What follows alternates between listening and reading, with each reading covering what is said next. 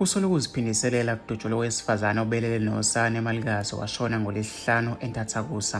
Unkosazana Ncamisile Mkhize neminyaka ngu-40 uthi ubelele nosana lwakhe olunezinyanga eziyisithupha ngesikhathi kungena amadoda amabili endlini.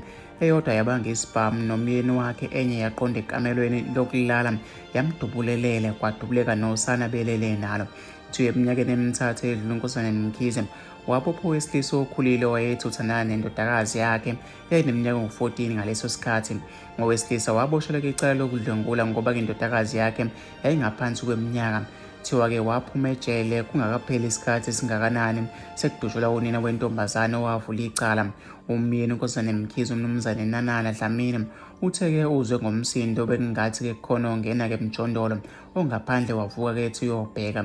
Kuthe esathi uyovula ngale ekhishini akavuli, ubengaphandle-ke noma-ke ubengaphandle, bakhahlela-ke isicabha savuleka, bahlangana khona ekhishini. Kwangena-ke amadoda amabili egqoke izigqoko ezivala ubuso, engene kuqala-ke noma-ke uzama ukulwa nayo, kodwa kwaba-ke nzima ngoba-ke ibiphethe isibhamu. Eyesibili ingene-ke yaqonda ekamelweni labo lokulala, yafike yadubula umkakhe nengane ebelele nayo embhedeni. Sisaleke ekhishini nalesi sigebengu esingene kuqala, ngizwe ukuqhuma kwesibhamu umkamo udutshulwe elele, ingane nayo-ke idubulekile kodwa-ke yona isindile.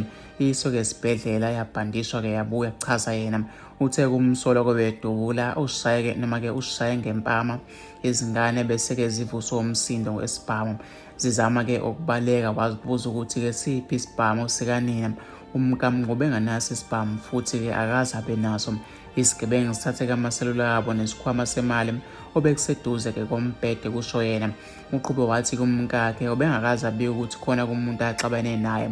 Ngisadidekile nje ukuthi ngizothi udutshulelani ngoba-ke akujwayelekile ukuthi isigebengu zisike amabhadlagadi ngoba-ke zifuna amaselula, kusho-ke yena. Ebuzwa-ke ngezinsolo zokuziphindiselela, uthe-ke akanalo ulwazi lwalokho. Ubesho njalo-ke kungenzeka ukuthi unolwazi umndeni-ke ongenalo, kodwa-ke ukhona umuntu owaboshelwa ukudlwengula indodakazi yabo. Ukhulumela amaphoyisa kulesi sifundazwe uLieutenant Linqobile Gwala uqinisile-ke isigameko wathi amaphoyisa aphenya amacala amathathu: elokugqekeza, elokubulala nelokuzama ukubulala.